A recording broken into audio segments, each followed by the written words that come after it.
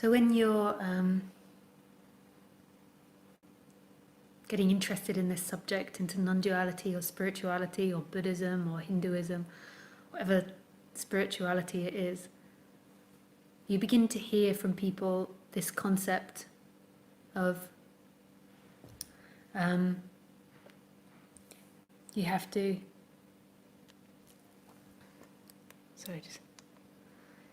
you begin to hear of this concept of having to drop into the body. I'm sure you've all heard that concept before, like drop into the body. Drop into the body of what's happening.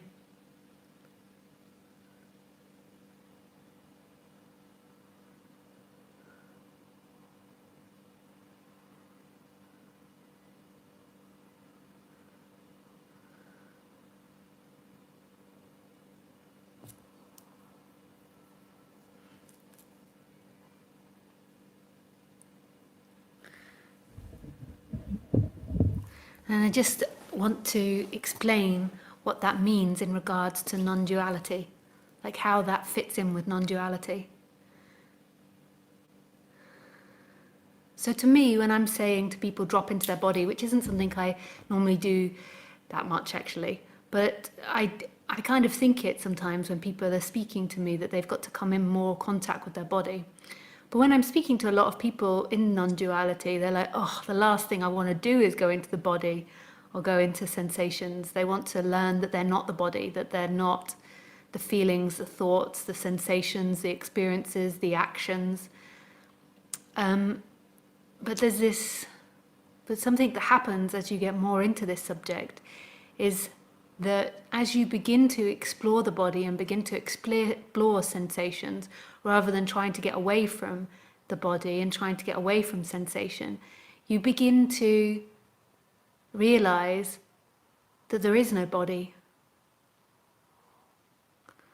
So in the beginning, you think that there is, when you first get into the subject, you maybe think that there is consciousness behind, or consciousness that is outside the body, and it's looking through the body at this world, and that's who you are, and you've got to disidentify from the body and move to consciousness.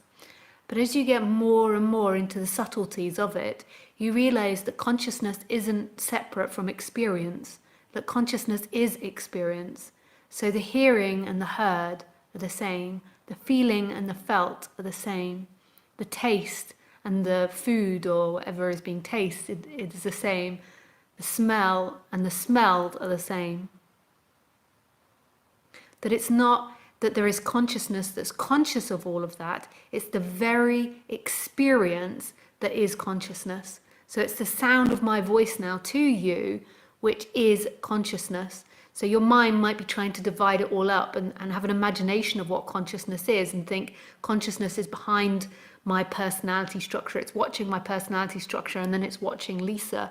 Whereas actually, as you begin to really explore the subject, you'll begin to see that the appearance of me, that the sound of my voice, that all the appearances in this room are consciousness itself. They are consciousness.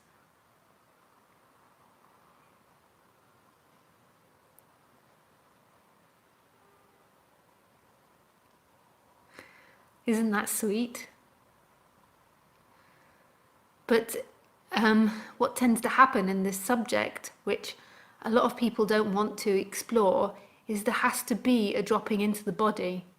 So normally when the person's identified, it's sort of pulled itself out of its body and it lives in this image of itself that's held inside the mind. And it imagines itself going through the world. So it imagines itself coming into this room and sitting down. It imagines itself going for a walk. It imagines itself going to work. It imagines itself exploring the world or doing different things. So it's always imagining itself and believing that that is who it is. That I am this imagination that's happening inside my head, like I know myself. Like, so most people now in this experience, they believe more that they are a past action, that they're somebody that's come from the past and sitting listening to me, than actually the very experience of listening to me. So they're more convinced that they're the story of who they are rather than actuality of who they are, the actuality of what's happening. And in what's happening, there is sensation. And when you really know sensation, you'll see that there is no difference between the sensing and the sensed, that it's one movement happening, not two, not a divided experience. In your imagination, when you believe you're this person that's walking around the world and you have this image of yourself, whether it be someone that's really amazing or someone that's not good enough, that's made lots of mistakes, whatever your image of self is, that isn't who's experiencing the world. That's something that you're imagining. So you're imagining this person that's come and listening to me, that's going to go somewhere after this. And that's not the experiencer, that is the experienced.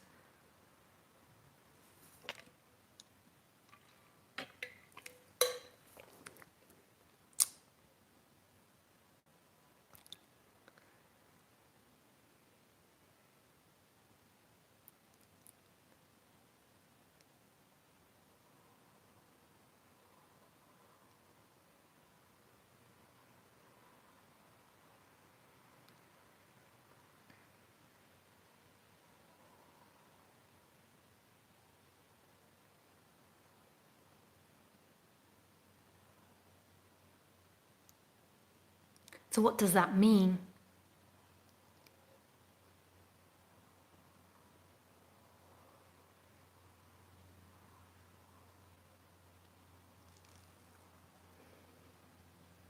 It means that there apparently has to be a moving from living up here, living in your imagination of yourself, into the direct experience of the body. And then eventually what will begin to be seen is there is no body. So what's actually happening now in your body? What are the sensations? So if you shut your eyes for a moment, you have this image that you're maybe this triangle or this body sitting here with shoulders and legs, and like I'm sitting like a triangle, my legs cross-legged, that's why I say a triangle, but if you're not sitting like that. So just put your attention into your body. And where is the boundary between you and what you're sitting on? Where is the boundary between your skin and the outside world? And where is this consciousness that's experiencing it all? Notice that the consciousness is the experience. And this is why who you truly are is endless, it's infinite, it's not a size, because consciousness is the experience. It's the wall behind me, it's the clock, it's my face, it's in your room, the wall behind you in your room, it's your computer, it's the feelings in your body, it's the breeze that's happening outside, the greenness of the trees, it's everything. And that's who you are, the consciousness that's experiencing right now. And in that appears an image of someone that arrived in this room, but that image of that person isn't you. While you're identified with it, you're locked inside your head and you're a limitation to what you believe yourself to be. And most people have negative self-images. Not all people, like it's different for everybody, but a lot of people have negative images of themselves. They feel themselves to be not good enough in relationship to the world, to be not rich enough, to be not good looking enough, to be not successful enough, to have made wrong choices. And then they sort of carry that image of themselves around in every experience. And then life begins to take on board what they believe themselves to be. So if you have low self-esteem and you feel like you're always making mistakes, then it tends to be that's what life looks like, that your life is a mistake. Or if you always feel like you're never at home, or that you're always in the wrong place, or you can't make a choice, then you tend not to commit to anything, and then you tend to have no choices because you haven't committed to anything. There's nothing to choose between because you have nothing. So then it enhances that complexity with choice, and that difficulty with choice, and that feeling of being stuck, a feeling like you've got no choice, or the feeling that choices are too complex. You can create all sorts of images of yourself. And then with this image of self, so with this repetition of the story of yourself, you teach other people who you are, and then also you begin to take that on board in your body.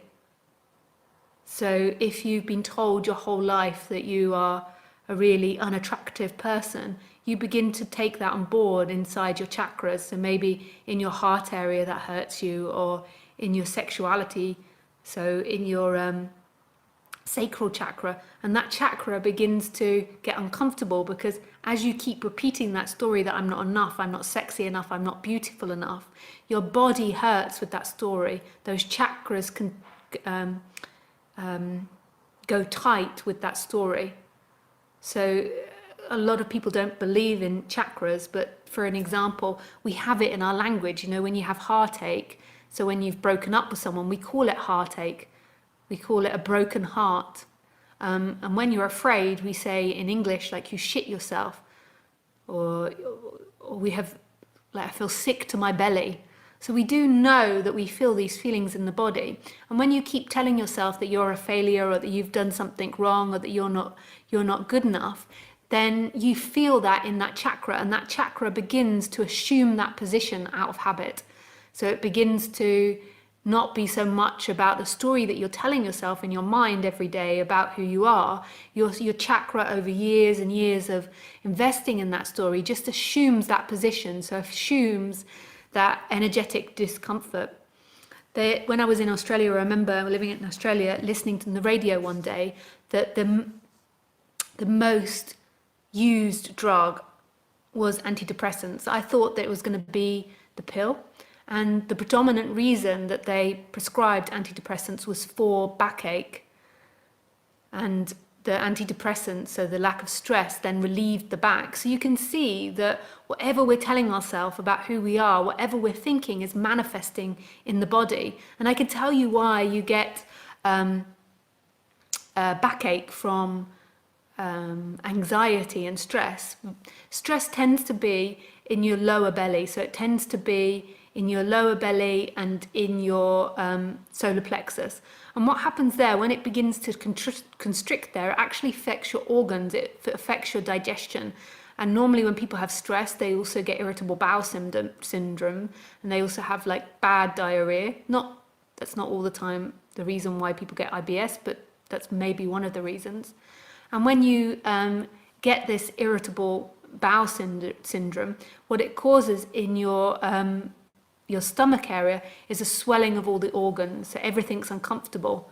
And as it begins to swell, it also begins to stop deep breathing. So then it begins to go higher in the chakras. So you can't get your breath down. So often when people feel stressed, they have shortness of breath. So then it begins to affect the breathing, and then that becomes a habit, like the shortness of breath. And shortness of breath creates panic as well. So then it sends your shoulders in, so your heart in, like you feel like something's going to attack you. So you begin to curl in and take shorter breaths. If this is happening to you day in, day out for 10, 20 years, you can imagine like doing this, like really short breathing for that period of time, why your back is going to get sore. You're going to hunch up, you're going to be trying to protect your chest, your breath isn't going to be going down. If your breath's going down, your body will all be open. So there's like infinite reasons, or not infinite, but many, many, many reasons as to why your whole body begins to get tight and get pain and begin to get ill. So a lot of people now have a lot of illnesses which they say are psychosomatic. So they think if I just meditate and get rid and change my thinking, it will change it. But because of the repetition of your thinking, you've trained your chakras to respond in a certain way. So it's not just about thinking, your body is responding to the world in a particular way. And this is uncomfortable. So what begins to happen is you begin to live more and more in your imagination. You cut off from your body, from what you're actually feeling. So then when you get into non-duality and you hear this consciousness teaching, it's actually a bit of relief to a lot of people, because they don't want to feel the body, because the body's painful. So when you begin to do consciousness exercises, it's actually deeply relaxing for the body. And I think it's really good to do it. I'm not disagreeing with it or saying that you shouldn't do that. I think it's deeply relaxing to disidentify with the body and to see that the story of who you believe yourself to be isn't true. And then it begins to relax these stories. But it's not more than likely going to clear up the issue in the body. Like when something in life disturbs you, your body will get tense and it will pull you back into a story. So it'll be like a struggle, your battle between trying to stay present or trying to stay in consciousness, and then a story like overtaking you. And there isn't really someone that can stay in consciousness, but we'll speak about that later. So there comes a point where you have to actually address the body, address the sensations in the body, and look and see what it is that your body is wanting, like what it is it's feeling, what it is it's wanting, what it is it's telling you, like the habits that have got stuck in the body. And there comes a point where you have to tolerate the pain of the chakras to an extent. So you have to go into the body, and if your heart is aching, like telling you repetitively that you're not good enough, and it's just in aching, you're not lovable, or if you feel a lot of anxiety, you have to accept that anxiety and that discomfort of that chakra. And the more you actually give it tension, the more it will begin to change, that it will shift and heal. It's actually through ignoring it that they've become more tense and more uncomfortable. It's through unconscious programming that it's happened. So you just give it space to be there. So your heart is aching, so you feel rejected or unloved, and you just give it space to be there. And at that stage, you maybe think that you're this consciousness that's behind watching all that, that you aren't the body, so that isn't really you. But actually, it's not really that. Who you truly are is everything that's happening, including the sensations in the body. And the body is what interprets the world. So we have these like 6 senses which interpret the world. We have thinking, we have feeling, we have smelling, we have sight, we have touch, we have feeling. I think I've said that one already. And all of these senses are experiencing, interpreting the world. And you can never experience the world without the body. Like the body is like a microphone or like a camera. It's registering this world. And then there is this other element of consciousness. And this consciousness is who you truly are, but the consciousness isn't separate from everything that's experienced. But it's found in the experience. So it's found in the sensation of the hand on the sofa, on the bum, on the seat, the feet walking up the steps. It's found here, in this, right now, in what's happening, not out of what's happening. Most of the time, people are trying to get out of what's happening, avoiding what's happening.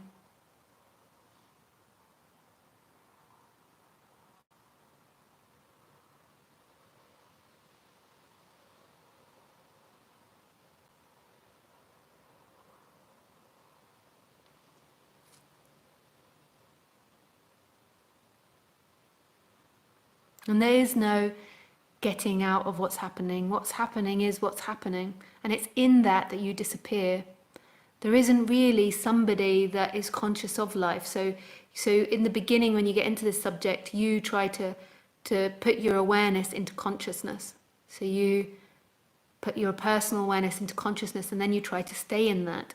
But awareness is a functioning of the body, and it's not the awareness that wakes up. It's that there is a shift to that consciousness that's already here. So it's not about you becoming conscious, but that's an exercise which can be really helpful for the person to help it settle down. But it's even that person that believes it's got free will and believes it's doing it, it's not actually doing that anyway. Like you don't actually have free will, you just think you have free will. You think you have choice, you think you have the ability to move your attention. And it seems like that, but it's only a thought that describes what free will and choice is. It's not the actuality of this world. The actuality in the direct experience is it's simply happening. It's what is speaking, it's what is acting. It's life moving the attention. It's not actually a you. A you is a thought, A you is something that's not actually here. It's an imagination that is based in time. So this me, this you, is only in past and future. It's not actually in the moment. It never was alive in this moment. So it's really quite magical. So even in all of that conversation, when I'm talking about doership, it seems like I'm giving you a prescription, but there cannot be a prescription, because who does?